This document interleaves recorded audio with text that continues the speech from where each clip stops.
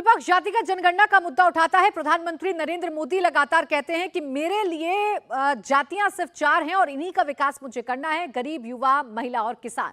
PM Modi ने विकसित भारत संकल्प यात्रा के लाभार्थियों को संबोधित किया और इस दौरान लखनऊ में हुए कार्यक्रम के दौरान यूपी के सीएम योगी आदित्यनाथ भी मौजूद रहे। योगी ने इस मौके पर कांग्रेस पर जोरदार हमला बोला। योगी ने कहा कि यूपीए सरकार के एजेंडे पर गरीब और किसान नहीं थे।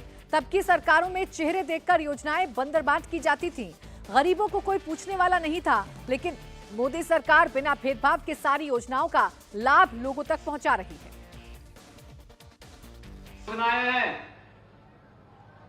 इन योजनाओं का लाभ प्रधानमंत्री आवास योजना हो, स्वच्छ भारत मिशन में शौचालय उपलब्ध, हर गरीब परिवार के घर में शौचालय उपलब्ध कराने की योजना हो, जनधन अकाउंट की योजना हो,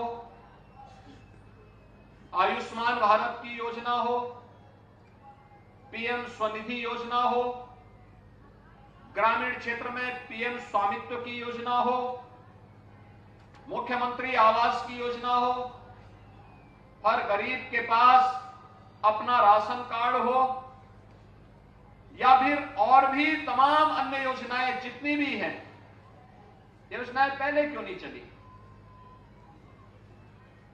देश तो वही है, आय के स्रोत भी वही है।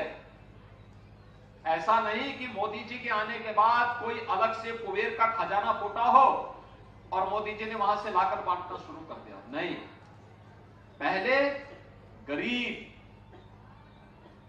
सामान्य नागरिक, किसान, महिलाएं, नौजवान इस सरकार के एजेंडे के हिस्से नहीं थे।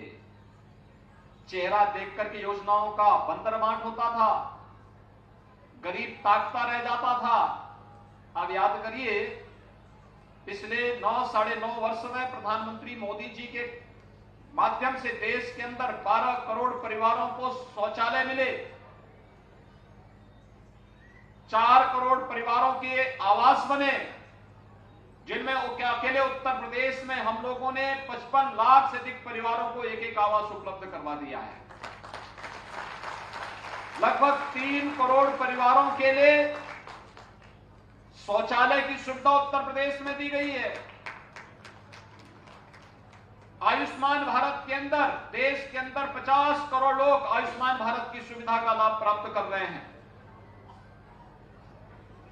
तो उत्तर प्रदेश में लगभग 10 करोड़ लोगों को इस सुविधा का लाभ उपलब्ध कराया जा रहा है। किसी भी इम्पैनल्ड हॉस्पिटल में जा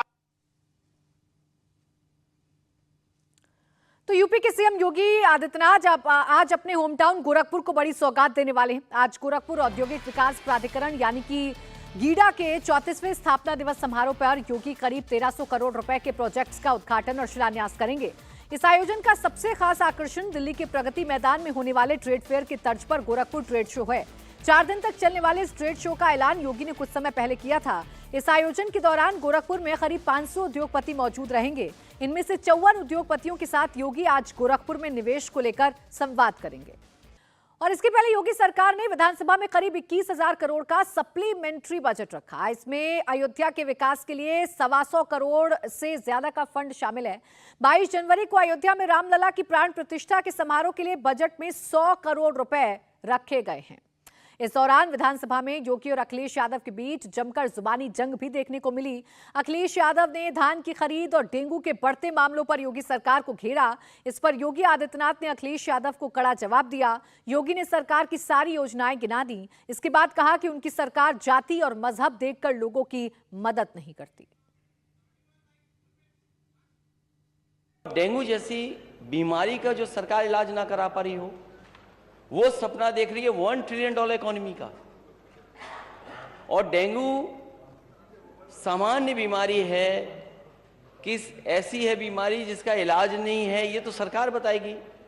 लेकिन जो सूचनाएं आई हैं, क्या दुख नहीं होता कि आपकी पार्टी के नेता, पूर्व सांसद, उनके बेटे को हॉस्पिटल में एडमिशन ही नहीं हुआ, वो एक अस्पताल से दूसरे अस्पताल और दूसरे अस्पताल के बाद सबसे प्रीमियर हॉस्पिटल या सबसे प्रेस्टिजियस इंस्टीट्यूशन में गए और स्ट्रेचर पे पड़ा रहा उनका बेटा, उसकी जान चली गई। अध्यक्ष महोदय, सरकार ने क्या किया?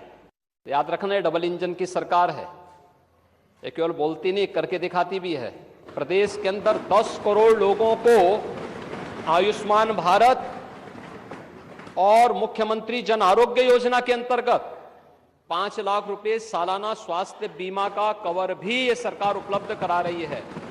वह किसी भी पैनल्ड हॉस्पिटल में, वह सरकारी हो, सरकारी में सारी सुविधाएं फ्री में हैं, लेकिन किसी भी प्राइवेट हॉस्पिटल में जाता है तो वहां वे सुविधाएं मिल रही हैं। और ये पूरा सदन गवाह है कि हर माननीय सदस्य को इस सदन के द्वारा अपनी निधि से ही 25 लाख रुपए सालाना देने का अधिकार दिया गया है। और यही नहीं, मुख्यमंत्री राहत कोष से हम चेहरा देख करके पैसा नहीं देते हैं। कोई भी व्यक्ति जो भी आवेदन करता है, कोई भी पीड़ित हो, उसकी जाति, उसका मत, उसका मजहब नहीं देखा जाता है, बल्कि वो पीड़ित राज्य का नागरिक है। उसको प्रदेश में, देश में या दुनिया में जहां कहीं अच्छी स्वास्थ्य की सुविधा मिलती है, और सुविधा के लिए मुख्यमंत्री राहत कोष से भी हम पैसा देने में कोई कोताही, तमाम मान्य सदस्य विपक्ष में बैठे हुए हैं, वो हर व्यक्ति इस बात को कह सकता है। उनके प्रस्ताव आते हैं बिना किसी भेदभाव के, हमने उसके लिए भी धनराशि उपलब्ध कराई है।